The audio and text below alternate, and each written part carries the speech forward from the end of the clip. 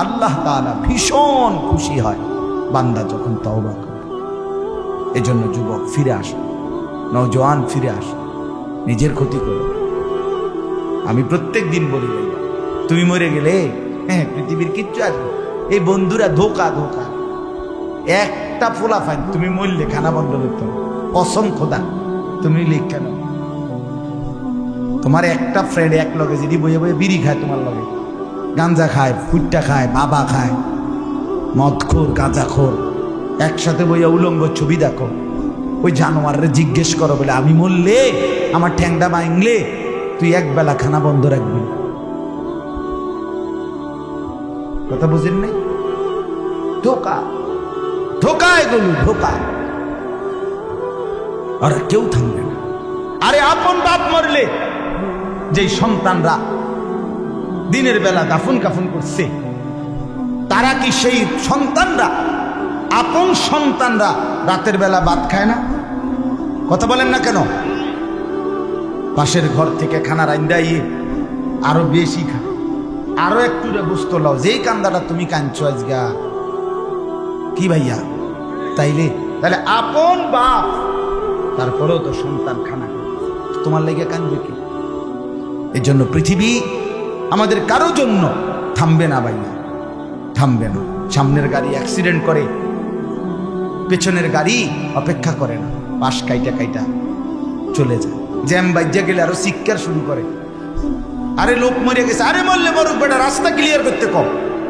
ঠিক কিনা বলেন না কেন? তোর বেটা বেটা কেডা মরছে না মরছে বেটা, এর লেগে বুঝি মানুষের রাস্তা আটকায় রইল, মানে এই যুক্তি দেখা।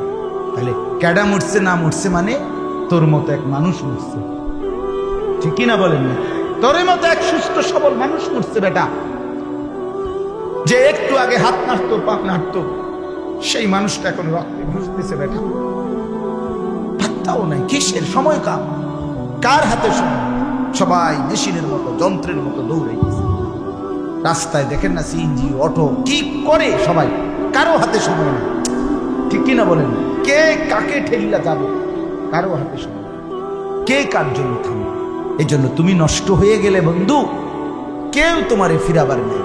তোমার জন্য ভাববে কেউ, ডাকবে কেউ, কাঁদবে কেউ নাই। আরে আপন মা বাপের তো খবর নাই এখন। আপন বাপ সাইয়া রইছে, দেখে তার ফুতে আজকে 6 বছর 9 বছর এক ওয়াক্ত নামাজ পড়ে না, এবড়া বই বই বিড়ি খায়, বন খায়, চা দিয়া ভিজাইয়া খায়। এবারটা মাইছো না সাইতার নামাজ পড়লে পড়ছে, না পড়লে রাতের ব্যাপার।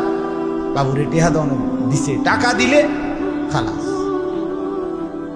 যদি সুতে টাকা দেয় বাপের কোনো অসন্তুষ্টি নেই, আর যদি টাকা না দেয় এবড়ার গজবে আল্লাহর আরশ কাঁপে। ফুতের উপরে লানত দিতে দিতে, অভিশাপ দিতে দিতে শেষ। কারণ টাকা দেয় না, টাকা দেয় না, পুরা গ্রাম হাইটা হাইটা তখন মানুষের কাছে বদনাম। এই ফোলাগারে মানুষ করছি আমি, এই ফোলার লাগিয়া জীবন যৌবন শেষ করছি, 12 লাখ টাকা সুদে লইয়া তারে আমি নিজে বিদেশ পাঠাইছি। কত বড় নিয়ামতের কথা! বেশরম মানুষ সুদে টাকা লইয়া আবার মানুষের দ্বারে কও, এত বড় হারাম কইরা আবার কইতেছ, হ্যাঁ 12 লাখ টাকা দিয়ে ফোলা বিদেশ পাঠাইছি আমি, কিস্তি লইছি আমি, সুদে লইছি আমি, আর অন ফোলা গাও একটা টাকা দেয় না। তার মানে সম্পর্কটা হয়ে গেছে এখন টাকা পয়সা দিতে। আখিরাত কোথায়?